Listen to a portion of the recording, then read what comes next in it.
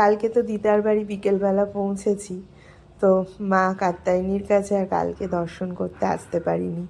এতটা রাস্তা পা পড়ে গেছি তো কোমরটা ভীষণ ব্যথা করছিল। ওই জন্য আজকে দুপুরবেলা চান টান করে চলে এসেছি।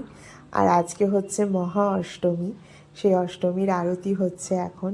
এই পুজোটাও একদম দুর্গা পুজোর মতনই 5 দিনে হয়, ষষ্ঠী সপ্তমী অষ্টমী নবমী দশমী। দুর্গা ঠাকুরের মতনই তার সন্তানরাও থাকে এখানে, লক্ষ্মী সরস্বতী কার্তিক গণেশ, শুধু একটু আলাদা দুর্গা ঠাকুরের কোলে একটা দেখো ছোট্ট গোপুসোনা রয়েছে। এই পুজোর দুর্গা পুজোর সাথে পার্থক্য শুধু এটাই, একদম নইলে দুর্গা পুজোর মতনই পুজো হয়। আর এখন মায়ের কাছে প্রার্থনা করে নিই যেন সকলকে মা ভালো রাখে। আর আমার মনের কামনা বাসনা মাকে জানালাম, দেখি মা কী করে। খুব জাগ্রত জানো তো এই মা, ভীষণ জাগ্রত, যা তুমি চাও তাই মা পূর্ণ করে দেয়। তো এখন দেখো আরতি হয়ে গেছে, বাতাসা হরিলুট হচ্ছে, আর আমি এখন একটু চেয়ার পেয়েছি সেখানে বসেছি।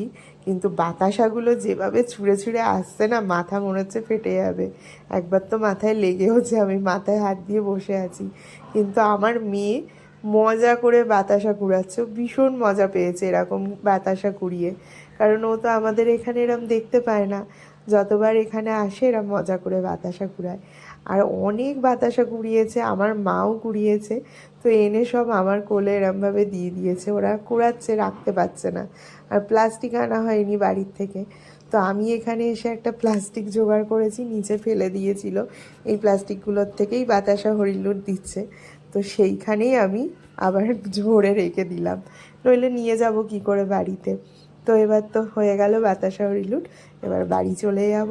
তোমাদের কেমন লাগলো